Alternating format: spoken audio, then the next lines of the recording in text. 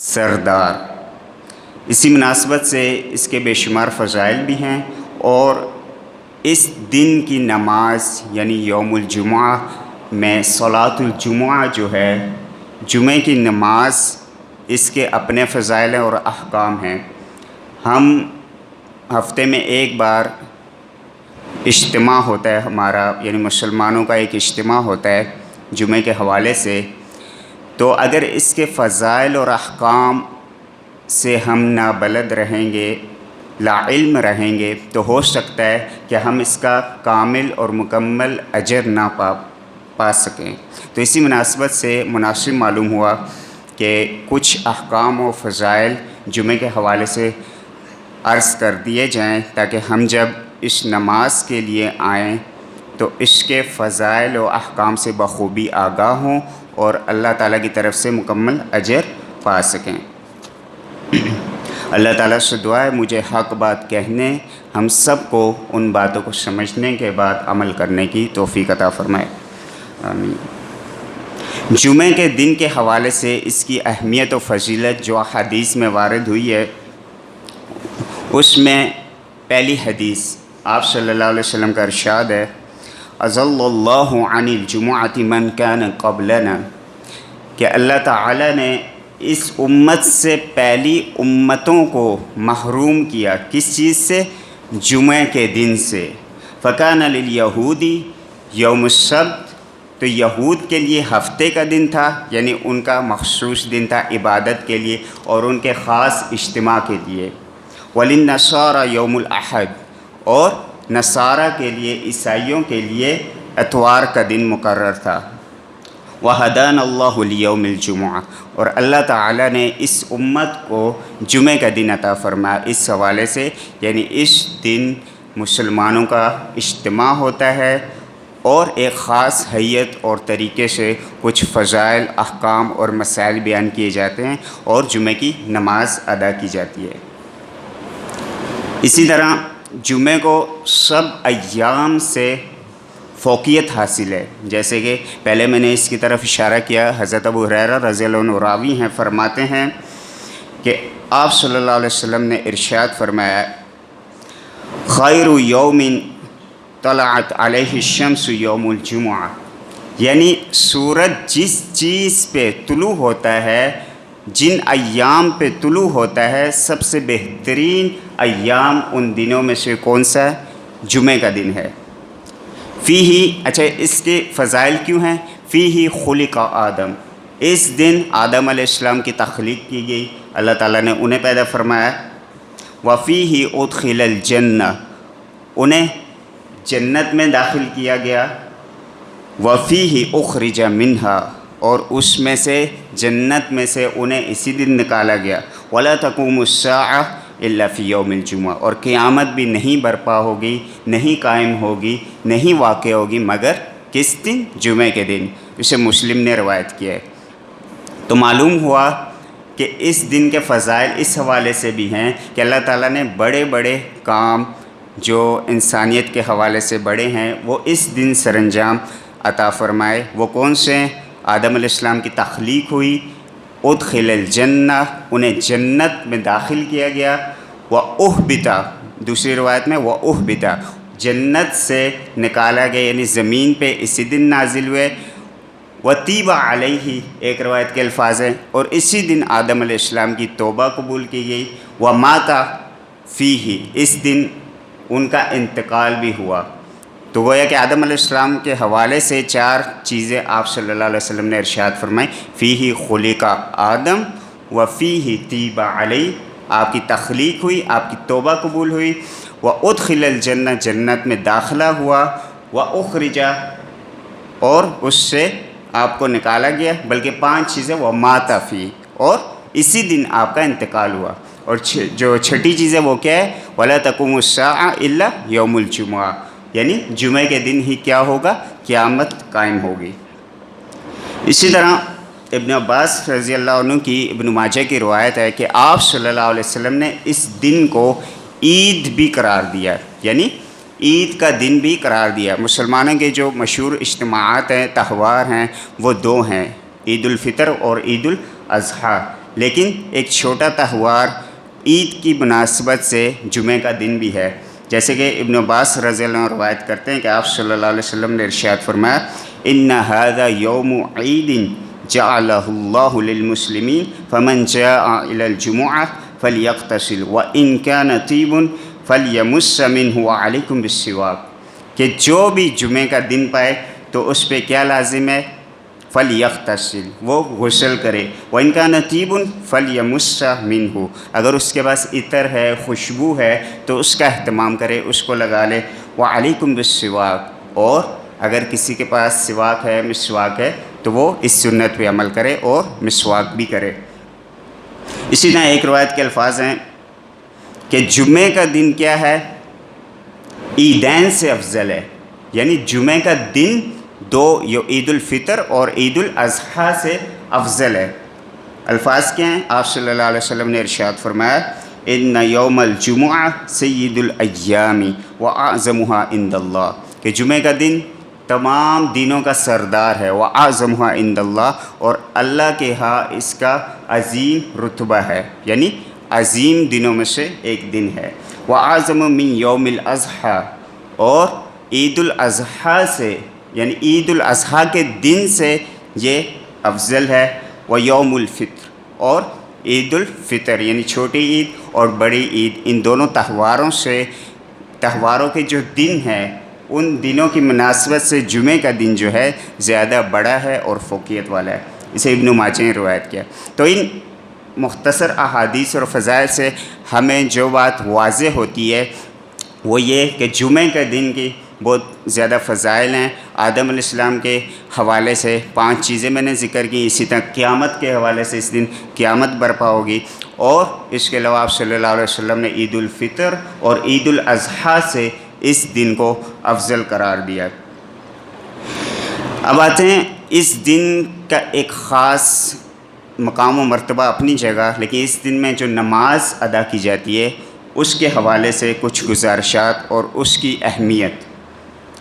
اللہ تعالیٰ نے ارشاد فرمایا، شروع میں خطبے میں خطبۃ الحاجہ میں نے یہ آیت کوٹ کی ہے، سورۃ الجمعہ میں اللہ تعالیٰ نے ارشاد فرمایا بعد اعوذ باللہ من الشیطان الرجیم یا ایھا الذین آمنوا اذا نودی الی الصلاۃ من یوم الجمعہ فاسعوا الی ذکر اللہ وذروا البیع، اے ایمان والو جب جمعہ کے دن تمہیں نماز کے لیے پکارا جائے، بلایا جائے تو کیا کرو؟ فاسعوا الی ذکر اللہ، سعیٌ کہتے ہیں دوڑ کے لپکنا یا دوڑ کے آنا، تیزی سے آنا۔ فاسعوا الی ذکر اللہ، تو اللہ کے ذکر کی طرف لپکو، بڑھو، تیزی سے آؤ۔ وذروا البیع، اور خرید و فروخت کو ترک کر دو۔ نقطے کی بات یہ ہے کہ اللہ تعالیٰ نے باقی کسی نماز کے حوالے سے یہ تاکید نہیں فرمائی کہ جب عصر کی نماز کا وقت ہو جائے، فجر کا وقت ہو جائے تو تم جو تجارت کر رہے ہو، عشاء کا وقت ہو جائے، اگر تم تجارت کر رہے ہو، دکان کھولی ہوئی ہے تو تم اس تجارت کو چھوڑ کے نماز کی طرف آ جاؤ، بلکہ جمعہ کے دن کے حوالے سے خاص تاکید فرمائی کہ جب تم جمعہ کی نماز کے لیے تمہیں پکارا جائے تو اپنی خرید و فروخت، تجارت، دکان، یہ سب چیزیں بند کر دو، ترک کر دو اور نماز کے لیے آ جاؤ۔ اسی طرح حدیث میں جمعہ کے حوالے سے آپ صلی اللہ علیہ وسلم نے ارشاد فرمایا الجمعۃ حق واجب علی کل مسلم فی جماعہ، کہ جمعہ کی نماز حق ہے، واجب ہے ہر مسلمان پہ۔ واجب اور فرض ایک ہی کیٹیگری میں فال کرتے ہیں۔ واجب ہے ہر مسلمان پہ فی جماعت، جماعت سے جمعہ کی نماز پڑھنا۔ یا نقطے کی بات نوٹ کرنے کی بات یہ ہے کہ جمعہ کی نماز کس طرح واجب ہے، اس کی حیت اور طریقہ کیا ہوگا؟ جماعت کے ساتھ۔ اگر کوئی شخص جماعت میں حاضر نہ ہو سکا تو وہ جمعہ کی نماز ادا نہیں کرے گا، کیونکہ اس پہ واجب کیا ہے؟ جماعت کے ساتھ جمعہ ادا کرنا۔ اگر وہ حاضر نہیں ہو سکا تو وہ جمعہ کی نماز نہیں پڑھے گا، بلکہ اسے ظہر کی نماز ادا کرنی ہوگی۔ اسی طرح الا اربعہ، لیکن 4 لوگوں پر جمعہ کی نماز واجب نہیں ہے، فرض نہیں ہے۔ کون کون سے 4 لوگ ہیں؟ عبد مملوک، غلام پہ جمعہ کی نماز فرض نہیں ہے۔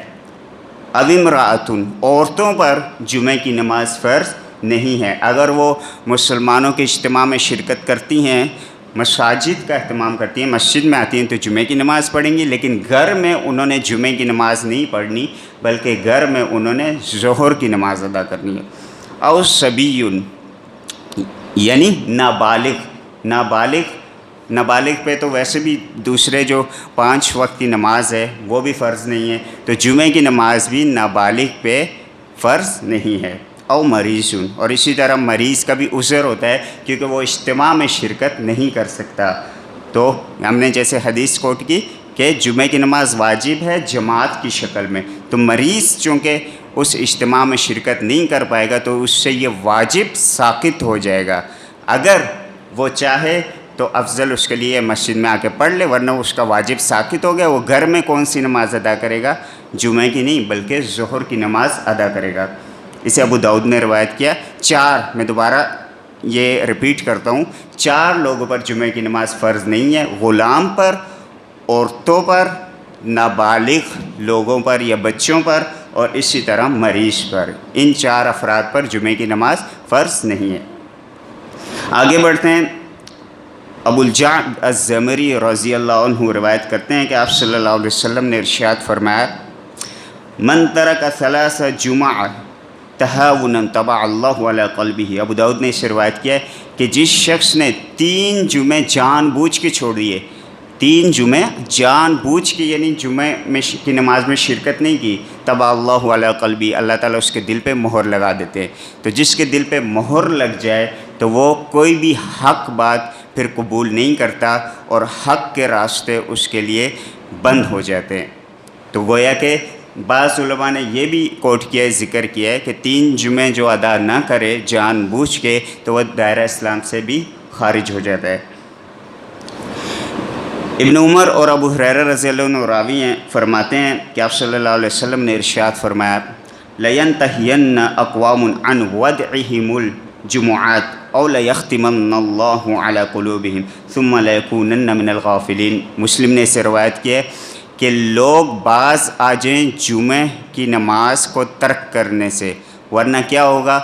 اللہ تعالیٰ ان کے قلوب پر، ان کے دلوں پر مہر لگا دے گا، ثم لیکونن من الغافلین، اور وہ غافلوں میں سے شمار کیے جائیں گے، یعنی وہ کوئی بھی حق بات قبول نہیں کریں گے اور ہمیشہ غافل ہی رہیں گے۔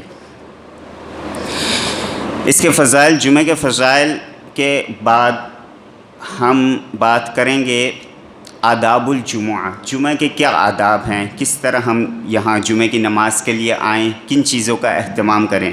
اس حوالے سے پہلی چیز جس کی طرف پہلے بھی اشارہ کیا جا چکا ہے، غسل الجمعہ، جمعہ کی نماز کی طرف آنے سے پہلے کیا کرنا ہے؟ ہم نے نماز جمعہ کے لیے غسل کرنا ہے۔ ابن عمر رضی اللہ عنہ راوی ہیں، بخاری اور مسلم کی روایت ہے کہ آپ صلی اللہ علیہ وسلم نے ارشاد فرمایا: اذا اراد احدکم ان یأتی الجمعہ فلیغتسل، جب تم میں سے جمعے کی طرف کوئی آنے کا ارادہ کرے، فلیغتسل، تو وہ کیا کرے؟ غسل کرے۔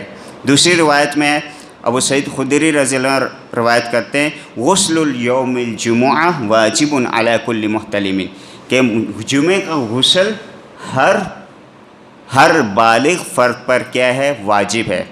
اچھا، یہاں نوٹ کرنے کی بات یہ ہے کہ یہاں واجب کے الفاظ ہے، تو ایک اشکال پیدا ہوتا ہے، کیا جمعے کے دن غسل کرنا واجب اور فرض ہے، لازمی غسل کرنا ہے، یا صرف وضو بھی کافی ہو جاتا ہے؟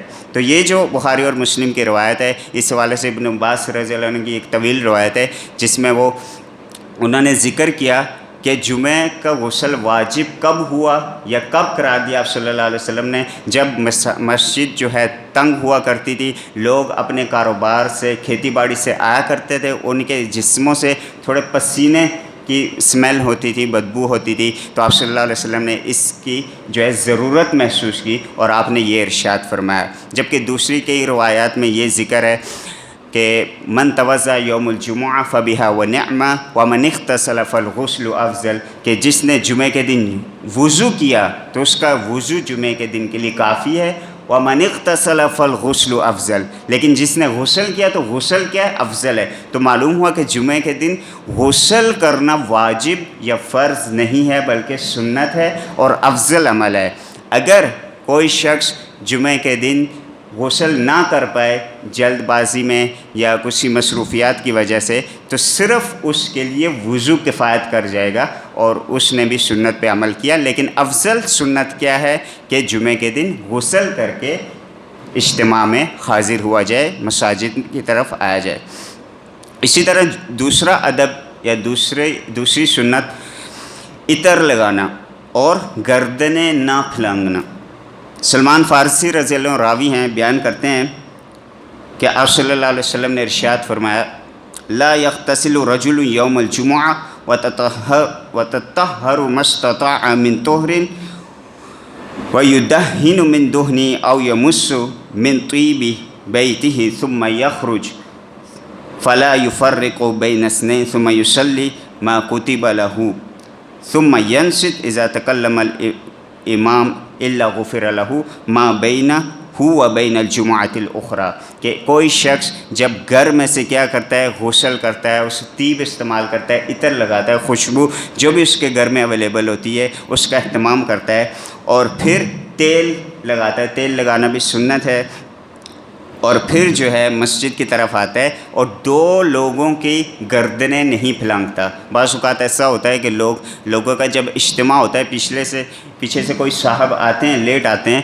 تو وہ اگلی صف کو مکمل کرنے کے لیے کیا کرتے ہیں، لوگوں کی گردنیں پھلانگ کر یا انہیں ہٹا کر آگے آتے ہیں۔ تو اس کی بھی ممانعت ہے حدیث میں، اس سے بھی اجتناب کرنا چاہیے۔ اور اس کا بہترین حل یہ ہے، بس اگلے لوگوں کا بھی بعض اوقات قصور ہوتا ہے، وہ یہ ہوتا ہے کہ اتنی جگہ آگے فارغ ہوتی ہے، خالی ہوتی ہے، لیکن پھر بھی لوگ پچھلی صفحے میں ہوتے ہیں، تو ظاہر ہے آگے جب جگہ خالی ہوگی اور پیچھے لوگ جگہ کو پر کریں گے تو پیچھے والا آنے والا شخص ظاہر ہے وہ آگے بڑھنے کی تو کوشش کرے گا، اس میں اس کا بعض اوقات قصور نہیں بھی ہوتا، تو اس کا یعنی ممانعت اور کراہت ان لوگوں کے لیے بھی ہوتی ہے کہ جو آگے صف ہونے کے باوجود، خالی جگہ ہونے کے باوجود پیچھے بیٹھنے کو پریفر کرتے، ترجیح دے دیں۔ تو لہٰذا ہمیں یہ چاہیے کہ جمعے کے دن آگے ہی بیٹھا جائے تاکہ پیچھے آنے والے لوگوں کو اذیت نہ ہو، اور وہ کیا نہیں کریں، لوگوں کے کندھوں کو نہ پھلانگے اور گردنیں نہ پھلانگے۔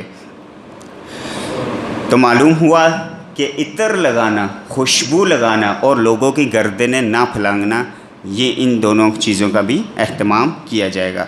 اسی طرح دوسری روایت میں جاء رجل یتخطی رقاب الناس یوم الجمعہ والنبی صلی اللہ علیہ وسلم یخطب فقال اجلس فقد آذیت۔ ابو داؤد اور نسائی کی روایت ہے کہ آپ صلی اللہ علیہ وسلم خطبہ ارشاد فرما رہے تھے، پیچھے سے ایک شخص آیا، لوگوں کی گردنیں پھلانگنے لگ گیا، آپ نے فرمایا اجلس، کہ اے شخص تم بیٹھ جاؤ، فقد آذیت، تم نے لوگوں کو تکلیف دی ہے۔ تو گویا کہ اس کی بہت سخت ممانعت ہے، تو اس سے ہمیں اجتناب کرنا ہے۔ تیسرا ادب، جمعے کی نماز کے لیے جلدی آنا۔ اصل میں جمعے کا جو مقصد ہے صرف نماز نہیں، نماز تو ظہر میں پہلے کی اویلیبل تھی، پہلے کی جو ہے فرض نماز قائم تھی، لیکن جمعے کا اہتمام یا جمعہ اللہ تعالیٰ نے ہمیں کیوں عطا فرمایا کہ اس میں جو واعظ و نصیحت، مسائل و احکام بیان ہوتے ہیں، تو اس سے بندہ سیکھ لے، کچھ اپنی اصلاح کر لے۔ تو لہٰذا اس دن جو ہے جمعے کے خطبے کے لیے حاضری بھی لازمی ہے۔ ابو ہریرہ رضی اللہ عنہ راوی ہیں، فرماتے ہیں کہ آپ صلی اللہ علیہ وسلم نے ارشاد فرمایا، من اغتسل یوم الجمعہ غسل الجنابہ، جس نے جنابت کی غسل کی طرح غسل کیا۔ اچھا، یہاں بہت سے لوگوں نے جو ہے، ظاہر ہے یہ معاشرے کا ایک حصہ ہے، لوگوں کے ذہن میں اشکال اور سوالات ہوتے ہیں، تو مجھ سے، حالانکہ میں اپنی مسجد میں جو ہے باقاعدہ تقریباً 2 سال سے درس دے رہا ہوں، اور میری صرف ابھی نماز کے درس بھی مکمل نہیں ہوئے، تو معلوم ہوا کہ یہ چھوٹے چھوٹے مسائل جو ہے ان سے ہم نابلد نہیں رہنا چاہیے، نہیں سیکھنا چاہیے۔ اور ایک مسئلہ جو شروع میں نے بیان کیا تھا، آج تک بعض لوگ اسے بھول جاتے ہیں کہ ان کے ذہن میں نہیں ہوتا، اور یہ ہر کسی کے ذہن میں یہ سوال لازمی آتا ہے۔ وہ کیا ہے کہ حضرت ہم غسل کر رہے ہیں، تو کیا ہمارا غسل وضو کے لیے بھی کافی ہے، یا ہمیں غسل کرنے کے بعد دوبارہ کیا کرنا ہوگا، وضو کرنا ہوگا؟ یہ سوال بہت پوچھا جاتا ہے، اور کئی لوگ صرف غسل کو کافی سمجھ کے مسجد میں آ جاتے ہیں، نمازیں ادا کرتے ہیں۔ تو اگر انہوں نے وضو کا اہتمام نہیں کیا اور ایک غلطی، اگرچہ غسل جو ہے وہ کافی ہوتا ہے لیکن اس کا ایک طریقہ ہے، اگر انسان نے مکمل سنت طریقہ یہ ہے پہلے وہ وضو کرے، آپ صلی اللہ علیہ وسلم کے سنت طریقے کے ساتھ اس نے مثلا استنجا کیا، وضو کے بعد جو ہے اپنے جسم پہ اس نے پورے جسم پہ پانی انڈیلنا ہے، اور غسل الجنابہ میں جو ہے وہ اس نے حلق تک بھی پانی پہنچانا ہے اور ناک کی ہڈی تک بھی پانی پہنچانا ہے، یہ فرق ہے غسل الجنابہ میں۔ تو اگر کسی شخص نے غسل مکمل کیا تو اس کا غسل کافی ہو جائے گا، وضو کرنے کی ضرورت نہیں ہوگی۔ لیکن ایک مسئلہ اور یاد رکھیے کہ غسل کے دوران اگر کسی شخص کا ہاتھ پرائیویٹ پارٹس پہ یعنی کہ اعضائے مخصوصہ پہ آگے کی طرف یا پیچھے کی طرف لگ جائے تو اس کا وضو باقی نہیں رہے گا، اس کے لیے اسے دوبارہ وضو کرنا ہوگا، کپڑے پہننے سے پہلے یا کپڑے پہن کے دوبارہ وضو کر لے۔ اب کئی لوگ، یہ گارنٹی شدہ بات ہے کہ جو بالکل ان مسائل سے واقفیت نہیں رکھتے یا ان کا جو اہتمام نہیں کرتے اور سوچ و بچار نہیں کرتے تو ان سے یہ غلطی لازمی ہوتی ہوگی۔ کیا غلطی؟ کہ وہ غسل کر لیتے ہیں اور سمجھتے ہیں کہ ہمارا غسل کافی ہے اور اسی میں نماز شروع کر دیتے ہیں۔ یہ اس لحاظ سے کافی ہے کہ انہوں نے اپنے ہاتھوں کو پرائیویٹ پارٹ سے بچایا، یعنی کہ جب انہوں نے پورے جسم پہ پانی انڈیل دیا اس کے بعد پرائیویٹ پارٹس پہ اگر ایک دفعہ بھی ہاتھ لگ گیا تو ان کا وضو باقی نہیں رہے گا، اور پھر کپڑے وغیرہ پہن کے یعنی نماز کے لیے اگر اسی حالت میں آ گئے تو انہوں نے کیا کیا؟ لا يقبل اللہ صلاۃ بغیر طہور، کہ اللہ تعالیٰ بغیر طہارت کے، بغیر پاکی کے نماز قبول نہیں فرماتا، تو گویا کہ ان کی نماز ہی نہیں ہوئی، کیونکہ وضو کیا ہے؟ شرط ہے۔ تو گویا کہ اس مسئلے کو جو ہے آپ ذہن نشین کر لیں کہ اگر غسل کے دوران پرائیویٹ پارٹس پہ ہاتھ لگ گیا تو وضو باقی نہیں رہے گا، اس کے لیے آپ نے دوبارہ وضو لازمی کرنا ہے۔ تو اس حدیث میں آپ صلی اللہ علیہ وسلم نے ارشاد فرمایا من اغتسل یوم الجمعہ غسل الجنابہ، جس نے جمعہ کے دن غسل الجنابہ کیا۔ جنابت کے غسل میں صرف یہ فرق ہے، پورے جسم میں پانی تو ڈالنا ہی ہے، لیکن اگر کسی کا روزہ نہیں ہے تو وہ ناک کی ہڈی تک یا مزمزہ استنشاق جو ہے اصطلاح عربی میں استعمال ہوتی ہے، اور حلق تک اس کا پانی پہنچانا ایک دفعہ لازمی ہے۔ ثم راح فکأنما قرب بدنا، یعنی جمعہ کے دن جس نے جنابت کا غسل کیا سنت طریقے سے اور سب سے پہلے مسجد میں آیا تو کیا ہوا؟ فکأنما قرب بدنا، گویا کہ اس نے اونٹ کی قربانی کی۔ ابھی قربانی عید الاضحیٰ جو ہے گزری ہے، بعض لوگوں نے استطاعت نہ ہونے کی وجہ سے قربانی نہیں کر پائے، تو ان کے لیے بھی بہت سمپل اور آسان قربانی کے اللہ تعالیٰ نے طریقے مہیا فرما دیے۔ یعنی قربانی کا ثواب پانے کا طریقہ وہ کیا ہے کہ وہ سب سے پہلے مسجد میں آئیں تو انہیں پورا اونٹ، یعنی کہ اونٹ کا ایک حصہ، جیسے 7 حصے ہوتے ہیں، اونٹ کا حصہ نہیں، پورا اونٹ قربان کرنے کا جو ہے ثواب اجر اللہ تعالیٰ فرمائیں گے جو سب سے پہلے مسجد میں جمعہ کے دن آیا۔ ومن راح فی الساعۃ الثانیہ فکأنما قرب بقرہ، جو دوسرے لمحے آیا اس شخص کے بعد آیا اس کو ایک بیل ذبح کرنے کا، قربان کرنے کا ثواب ملے گا۔ تیسرے نمبر پہ آنے والے کو جو ہے ایک مینڈا ذبح کرنے کا، چوتھے نمبر پہ آنے والے کو مرغی ذبح کرنے والا۔ اچھا، یہاں ذبح سے مراد قربانی نہیں ہے۔ بعض ایک کوئی مولوی صاحب تھے، میں نے یہ مسئلہ بہت پہلے پڑھا تھا کہ انہوں نے مرغی، اس حدیث کی بنا پر مرغی کی قربانی کو بھی جو ہے جائز قرار دیا تھا کہ عید میں اگر کسی کے پاس بڑے جانور اویلیبل نہ ہو، بکری وغیرہ نہ ہو، تو مرغی کی قربانی کر دے تو وہ بھی جائز ہے۔ تو یہاں اس کے ثواب کا ذکر ہے، صدقہ کرنے کا ذکر ہے، گویا کہ اس نے ایک مرغی صدقہ کی یا اسے اللہ کی راہ میں قربان کیا، سے ثواب کا ذکر ہے۔ اس سے کوئی یہ مسئلہ مستنبط نہ کر لے کہ مرغی کی قربانی بھی جائز ہے عید الاضحیٰ میں۔ اور اسی طرح جو اس کے بعد آیا، اسے مرغی کے بعد کس چیز کا؟ بیض، انڈا۔ ظاہر انڈا ذبح تو نہیں ہوتا، تو اس سے معلوم ہوا کہ انڈا صدقہ کرنے کا اسے کیا ہوگا؟ ثواب ملے گا۔ فَإِذَا خَرَجَ الْإِمَامُ حَضَرَتِ الْمَلَائِكَةُ يَسْتَمِعُونَ الذِّكْرَ، جب امام نکل آئے، اپنے گھر سے نکل آئے یا خطبے کے لیے ممبر پہ چڑھ جائے تو حضرت الملائکہ، ملائکہ جو ہے جو لکھ رہے ہوتے ہیں، گیٹ پہ کھڑے ہو کے حاضری دے رہے ہوتے ہیں کہ حاضری اٹینڈنس لیتے ہیں لوگوں کی، کون پہلی مرتبہ ہے، ان کے ثواب لکھ رہے ہوتے ہیں، تو وہ بھی مسجد میں آ جاتے ہیں، کیا کرتے ہیں، امام کا خطبہ سننے شروع ہو جاتے ہیں۔ تو امام کے خطبے کی اتنی اہمیت ہے کہ لوگوں کے علاوہ، عوام الناس کے علاوہ، ملائکہ بھی عوام کے خطبے جو ہے خطیب یا امام کے خطبے کو سنتے ہیں۔ اسے بخاری اور مسلم نے روایت کیا۔ اس کے علاوہ ایک اور مسئلہ نمبر 4 کہ جب ہم مسجد میں جمعہ کے دن آئے، خاص طور پہ تاکیدی حکم ہے کہ تحیۃ المسجد یعنی 2 رکعت کا اہتمام کریں۔ مسلم کی روایت ہے کہ حضرت سلیق غطفانی رضی اللہ عنہ مسجد میں حاضری دیتے ہیں، آتے ہیں، بیٹھ جاتے ہیں، آپ صلی اللہ علیہ وسلم خطبہ ارشاد فرما رہے ہوتے ہیں، فرماتے ہیں یا سلیق قم ارکع رکعتین، کہ اے سلیق آپ کھڑے ہو جائیے اور 2 رکعت نماز ادا کریے، وتجوز فیہما، اور انہیں تخفیف سے ادا کریے، یعنی شارٹ۔ اگر امام نے خطبہ شروع کر دیا تو ایسا نہیں کہ آپ جو ہے سورہ بقرہ یا 3-4 رکوع پڑھنے شروع کر دیں، نہیں، انا اعطینا قل هو اللہ احد، چھوٹی چھوٹی صورتیں پڑھ لیں، 3 آیات پڑھ لیں، یعنی بالکل شارٹ اور اعتدال کے ساتھ 2 رکعت آپ نے ادا کرنی ہے تحیۃ المسجد، چاہے امام خطبہ دے رہا ہو۔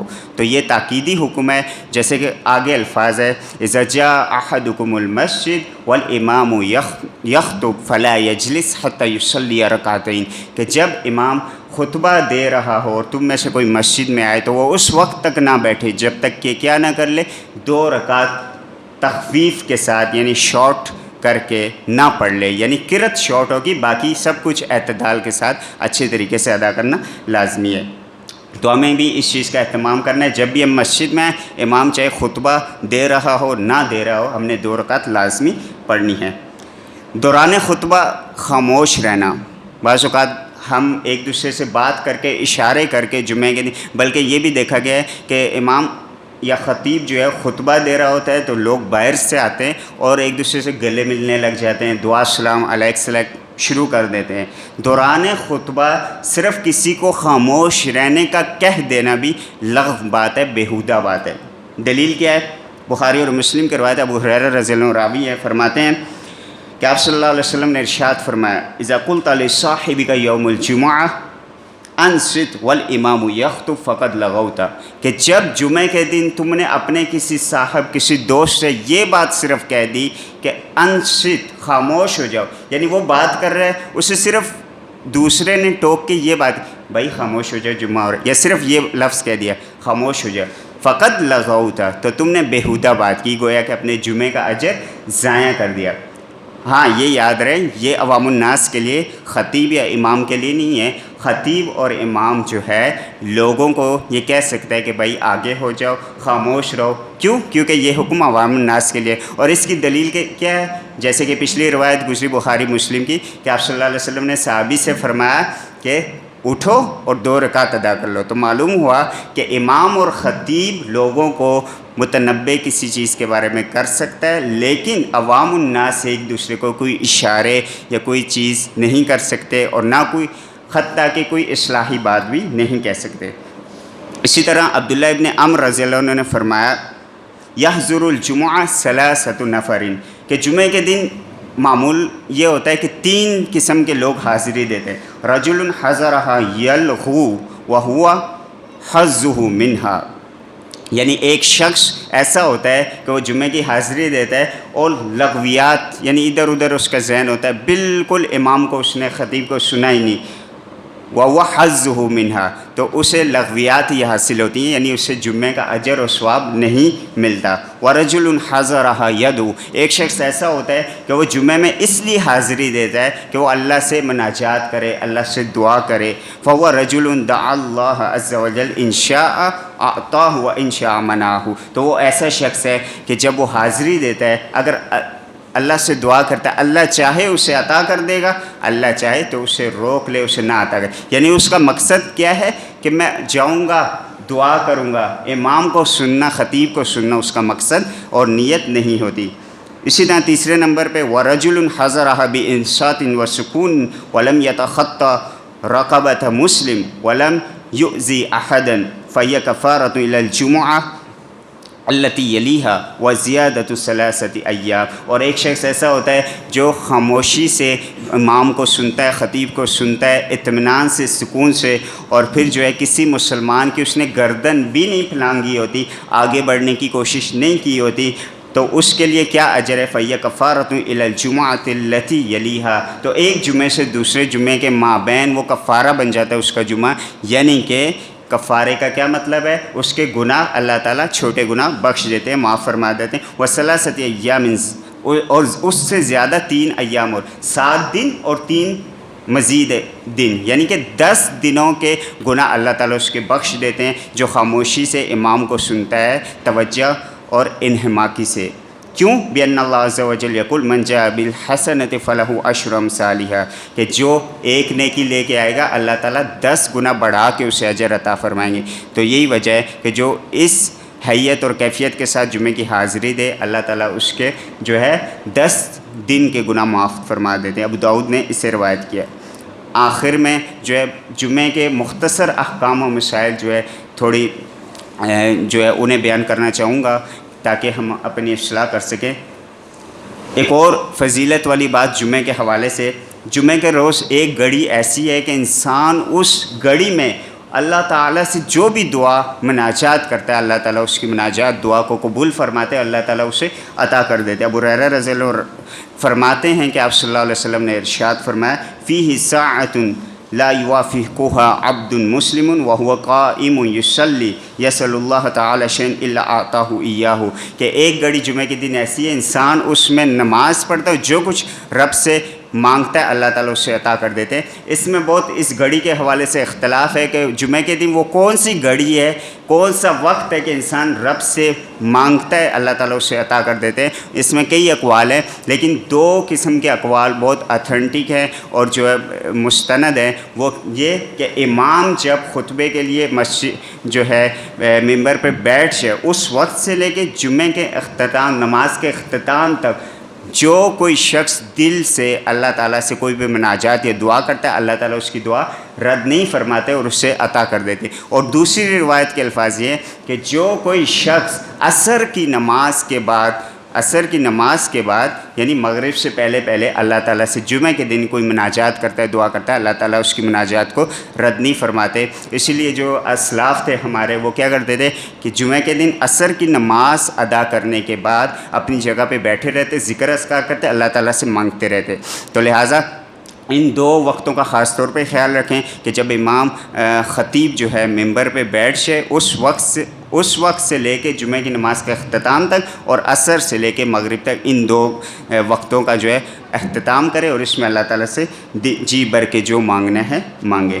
اسی طرح جمعے کے بعد سنن کتنی ہونی چاہیے، اس حوالے سے پہلے بھی ہم نے ایک گزارش کی تھی۔ اس حوالے سے جو 2 قسم کی روایت ہے، ابن عمر رضی اللہ عنہ راوی ہیں، بخاری اور مسلم کی روایت ہے کہ آپ صلی اللہ علیہ وسلم کے حوالے سے ارشاد فرماتے ہیں، وَكَانَ لَا يُصَلِّ بَعْدَ الْجُمُعَةِ حَتَّى يَنْصَرِفَ فَيُصَلِّ رَكْعَتَيْنِ، کہ آپ صلی اللہ علیہ وسلم جمعے کے بعد کوئی نماز ادا نہیں فرماتے تھے مگر گھر جا کے 2 رکعت ادا فرماتے تھے۔ دوسری قسم کی روایت وہ ہیں جس میں ابو ہریرہ رضی اللہ عنہ راوی ہیں، فرمایا من کان منکم مصلیا بعد الجمعہ فلیصلی 4، یہ بھی مسلم نے روایت کی ہے کہ جو کوئی تم میں سے جمعے کے بعد نماز ادا کرنا چاہیے 4 رکعت نماز ادا کرے۔ اچھا، اس میں 2 قسم کی، جیسے میں نے عرض کیا، روایات ہیں کہ 4 رکعت کا ذکر بھی ہے، 2 رکعت کا بھی ذکر ہے۔ اب علماء نے ان دونوں قسم کی حدیثوں میں تطبیق دی، الجمع بین حدیثین اسے کہتے ہیں، یعنی ان دونوں حدیثوں پہ عمل کیسے کریں۔ تو بعض علماء نے کہا کہ بھائی 4 مسجد میں صرف پڑھنی ہے، 4 رکعت پڑھ لو۔ بعض نے کہا 2 رکعت مسجد میں پڑھو، 2 رکعت گھر جا کے پڑھو، ٹھیک ہے۔ بعض نے کہا 4 رکعت مسجد میں پڑھ لو اور 2 رکعت گھر جا کے پڑھو۔ تو آپ جس طریقے پہ بھی عمل کریں انشاءاللہ وہ صحیح رہے گا۔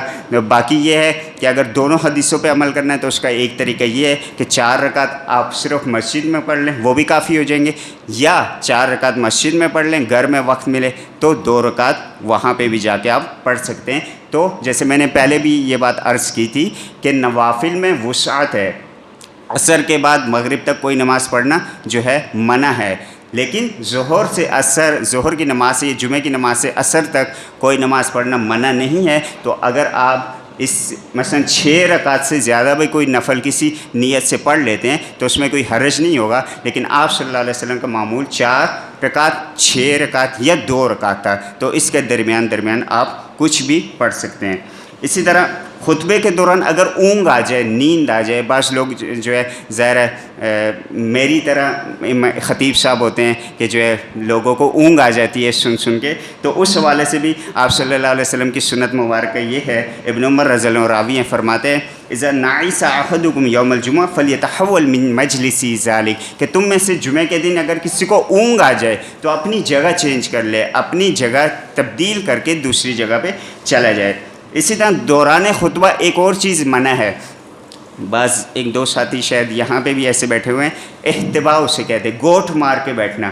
گوٹ کی کیفیت کیا ہوتی ہے کہ جیسے مثال کے طور پہ ہم نے پورے جو ہے 2 اپنی رانوں کو یا ٹانگوں کو بالکل کھڑا کیا ہوا ہے اور آگے ہاتھ ایسے پکڑ کے ہم جو ہے بیٹھے ہوئے ہیں، تو ایسے گوٹ مار کے جو ہے میرے ایک بھائی بیٹھے ہوئے ہیں، تو اس طرح جو ہے بیٹھنا بھی منع ہے۔ امید ہے کہ آپ سمجھ گئے ہوں گے، اپنی دونوں ٹانگوں کو یعنی رانوں کو کھڑا کر کے اپنے دونوں ہاتھوں سے ایسے پکڑ کے، کیونکہ یہ ٹیک ہو جاتی ہے، اور اس میں علت اور حکمت یہ ہو سکتی ہے کہ جب ایسے بندہ ٹیک لگا کے بیٹھتا ہے تو اسے اونگ لازمی آ جاتی ہے، تو لہٰذا دیوار کے ساتھ بزرگوں کے علاوہ نوجوانوں کو دیوار کے ساتھ بھی ٹیک نہیں لگانا چاہیے، احتیاط کرنا چاہیے، اور اس کے علاوہ گوٹ مار کے یعنی احتباء بھی نہیں کرنا چاہیے۔ اور یہ جو ہیں بعض مختصر احکام و فضائل تھے۔ اللہ تعالیٰ سے دعا ہے کہ ہمیں جو ہے جمعے کے دن مکمل آپ صلی اللہ علیہ وسلم کے سنت طریقے کے ساتھ جمعے میں حاضری کرنے کی توفیق عطا فرمائے، اور جو فضائل و احکام جو ہے مسائل بیان کیے گئے اللہ تعالیٰ ان پہ